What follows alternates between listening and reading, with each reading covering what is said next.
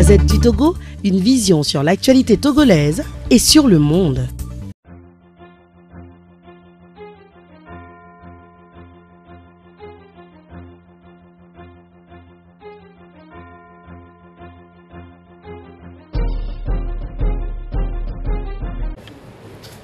Surtout, nous ne pouvons pas laisser Faure Gnassingbé être candidat en 2020.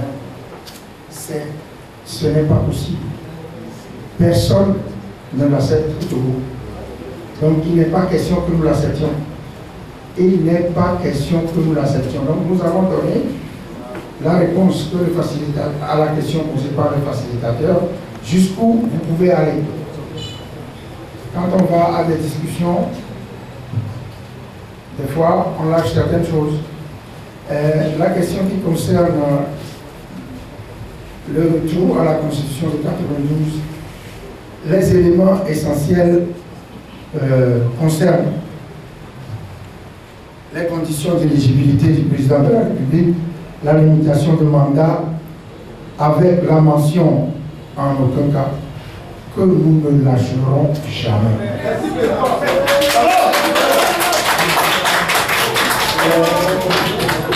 Pourquoi nous ne lâcherons pas ça? C'est trop facile. C'est trop facile de signer un accord, de refuser d'exécuter l'accord et de dire, après 3 ans de refus d'exécution de l'accord, maintenant je suis prêt à exécuter l'accord. Mais les 3 ans, les 3 ans, le 3e mandat ou les 3 mandats que j'ai exercés ne comptent pas. Si le chef de l'État avait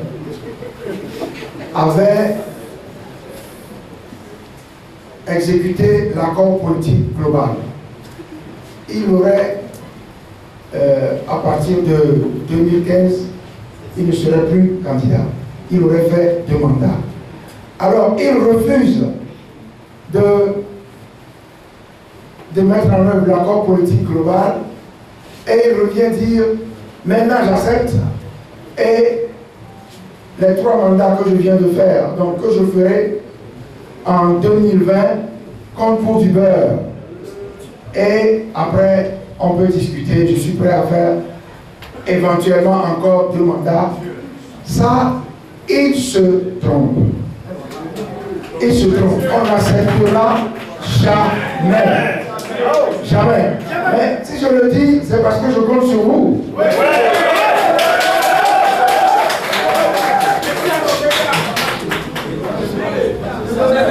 Le groupe de scrutin uninominal majoritaire à 2 tours du président de la République, les prérogatives et le mode de désignation du Premier ministre, la recomposition de la Cour constitutionnelle. Bon, il y a d'autres dispositions, il y a le Sénat et ces choses. Mais ce sont des éléments que nous avons laissés tomber. Et nous disons, ces 5 sujets, ces 5 points permettent des élections libres, équitables, transparentes et démocratiques. Nous ne bougerons pas de cette position-là. Nous ne bougerons plus de cette position-là. Il faut que ça soit clair pour tout le monde et que chacun sache que aujourd'hui, c'est facile de dire Faure ne sera pas candidat en 2020, mais il faut chacun apporte sa contribution. Il faut que ceux qui restent à la maison et qui critiquent, il faut qu'ils sortent avec nous. Il faut que ceux qui vont au travail pendant que nous sommes dans la rue, il faut qu'ils sortent avec nous. C'est avec ça que nous allons empêcher M. Faure Gnassingbé d'être candidat en 2020. Et je termine. Ouais, en droit, je dis toujours, je ne suis pas juriste, mais on dit, nul ne peut se prévaloir de ses propres, c'est ça ou ça, de sa propre turpitude. Ça veut dire que tu ne peux pas invoquer ta propre faute pour chercher à bénéficier d'une situation. Tu ne peux pas refuser d'exécuter l'accord politique global et venir nous dire, maintenant, après 3 mandats, je suis prêt, j'accepte, et ces mandats comptent pour du beurre. Ça, c'est nous prendre pour des imbéciles. On n'acceptera jamais. Et j'espère que vous n'accepterez jamais.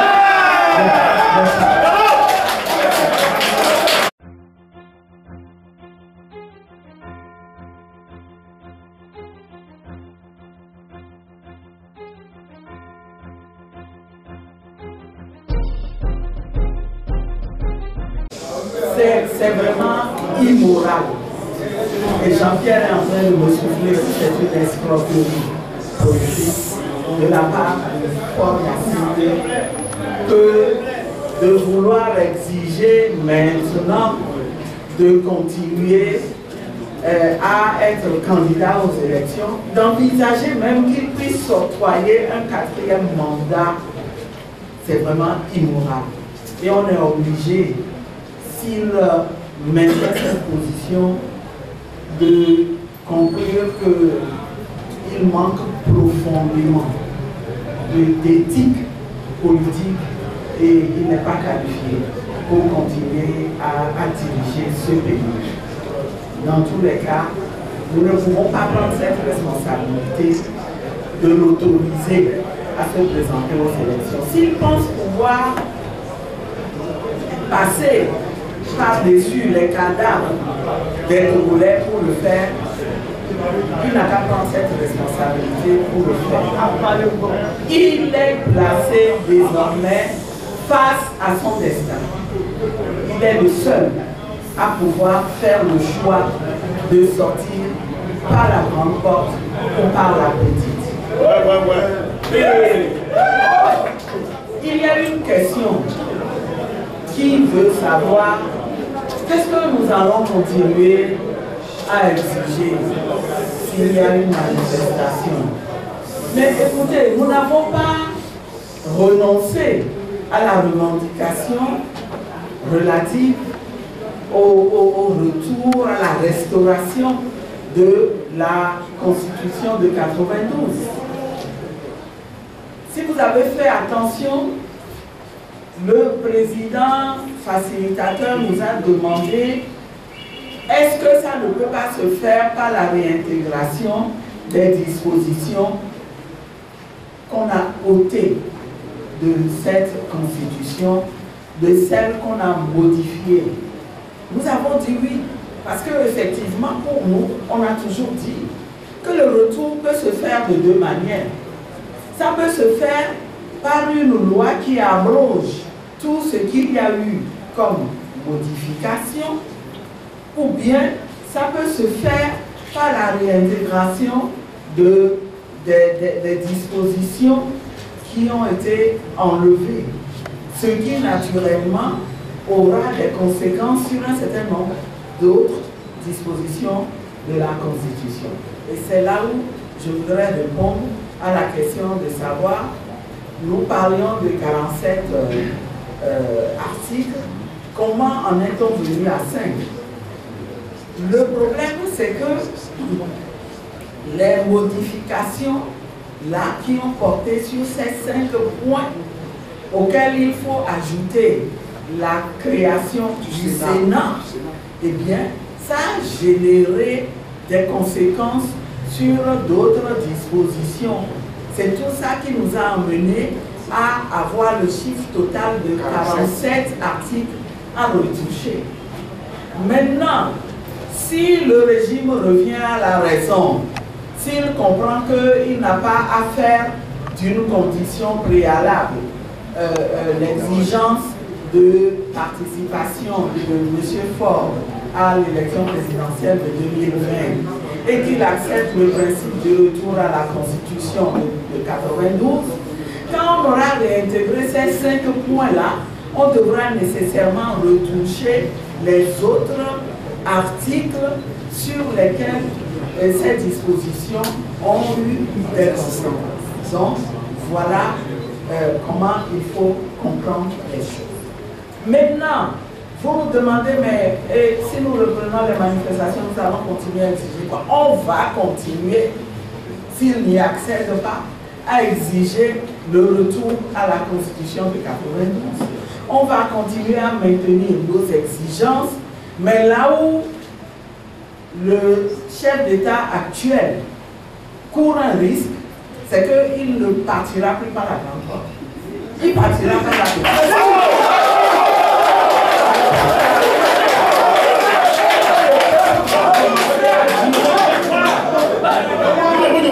Les mandataires ont fait des efforts. Ils se sont montrés souples. Ils vous ont laissé une voie de sortie honorable. Mais vous avez refusé. Le peuple va dire maintenant, ok, on ne veut plus rien entendre. On reste dans la rue jusqu'à ce qu'il parte. Est-ce que c'est ce qu'il veut? Est-ce que c'est ce qu'il veut? Nous savons que dans la communauté internationale, les acteurs ne veulent pas ça. Parce que nous allons passer par un stade de déstabilisation du Togo. Mais s'il veut nous forcer à y aller, s'il force le peuple à y aller, c'est la faute à qui? Ce n'est la faute à personne. Et donc, nous espérons que, en ce qui concerne le facilitateur, en principe, lui n'a pas de préférence à avoir. Il n'a pas de position à avoir. Son rôle, c'est de faire en sorte que les choses se déroulent bien. Mais nous espérons qu'il a bien vu. Il a bien vu que nous nous sommes montrés raisonnables, que nous avons fait des efforts, mais qu'à ce jour, le régime n'en a fait aucun. Et c'est là où je réponds à la question qui veut que nous précisions les concessions que le régime a eu à faire. Selon vous, qu'est-ce qu'ils ont eu à faire comme concession? Aucune concession. Les mesures d'apaisement, vous direz, mais non, ça n'a rien à voir avec les revendications de fond du régime, du peuple que nous portons. Ces mesures d'apaisement n'ont rien à voir. Au contraire, elles sont liées à des violations de droits de l'homme que le régime a commises depuis que nous avons commencé les manifestations. Et on lui demande de les réparer pour apaiser les cœurs. Venons-en au processus électoral. Est-ce que c'était normal que pendant que nous dialoguons sur des sujets au rang desquels la question des élections, des réformes du cadre électoral, est-ce que c'était normal qu'ils continuent à préparer des élections de manière unilatérale? Le facilitateur leur a dit, mais c'est une question de bon sens. Ça veut dire qu'ils n'ont pas fait preuve de bon sens. Donc, ils n'ont fait que corriger quelque chose. Alors, à part ces deux points, dites-moi, entre nous, où se trouve leur concession? Au contraire, ils ont campé sur la position qu'ils ont commencé à exprimer depuis le début. Souvenez-vous, quand on nous a dit ici qu'il faut remettre les compteurs à zéro, et qu'il demande d'aller à l'élection en 2020. S'il peut aller en 2020, ça veut dire qu'il peut aller en 2025 et au-delà. Ça veut dire qu'il pense pouvoir s'octroyer un 4e, un 5e mandat. Est-ce que ça, ce n'est pas mettre les compteurs à zéro? Vous avez vu quelque chose qui est évolué dans cette position-là? Non. Donc, c'est pour ça que nous disons que désormais, la balle est dans le camp du régime. Et nous savons que le facilitateur, il est très raisonnable. Nous pouvons légitimement penser que, à ce jour, il ne peut faire aucune pression sur nous. Aucune autre pression sur nous, tant qu'il n'a pas réussi à obtenir du régime des concessions. Tant que le régime n'aura pas fait montre de bonne volonté pour résoudre le problème togolais, il n'y a plus rien à nous demander. Nous, on a tout donné, on n'a d'ailleurs plus rien à donner. Voilà. Merci.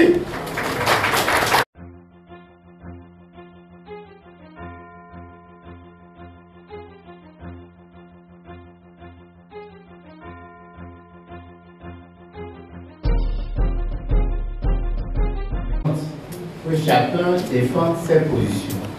Et ça, je trouve ça totalement normal. Et c'est ça le rôle, même vous avez demandé quelle est la position du facilitateur quand il a constaté de cela. Le facilitateur, son rôle, c'est d'essayer de rapprocher les deux positions. C'est pourquoi on a demandé une suspension du dialogue pour faire ce travail d'approche des différents partis, pour demander aux différents partis de faire des efforts pour qu'on arrive à obtenir un accord. Nous savons que nous avons fait déjà des efforts, beaucoup d'efforts. Je crois que les collègues vont pas vous détailler ce que nous avons fait, et vous-même vous constatez les efforts que nous avons faits pour arriver à trouver des solutions à la crise togolaise. Nous sommes partis d'une position, nous faisons des efforts pour arriver à trouver une position qui paraît normale, rationnelle. Nous avons dit que nous voulons vraiment, nous allons essayer, c'est un risque que nous prenons, essayer de convaincre la population sur la nécessité de laisser au maximum jusqu'en 2020, mais à partir de 2020, il ne sera plus candidat. Mais nous jouons cela, à cela, nous prenons certains garde-fous, c'est-à-dire qu'il faut un gouvernement de transition, je dirais transition, pas transition seulement de partage de responsabilité. Nous n'allons pas les laisser seuls organiser le pays, diriger le pays, organiser les prochaines élections. Donc, les positions sont inconciliables actuellement, mais le rôle du facilitateur, c'est d'essayer de rapprocher les deux positions. Donc, nous ne pouvons pas dire a priori, aussi longtemps que nous n'avons pas vu ce qu'il a pu faire d'ici la prochaine rencontre, nous ne pouvons pas dire que le dialogue a échoué, même si nous pensons que la probabilité que le dialogue réussisse devient de plus en plus faible. La Gazette du Togo, une vision sur l'actualité togolaise et sur le monde. Rejoignez-nous sur le www.lagazettedutogo.com ou sur nos comptes Facebook, Twitter et YouTube. Pour tout contact, écrivez à contact@lagazettedutogo.com ou appelez le 92 80 88 53. La Gazette du Togo, c'est l'information en continu.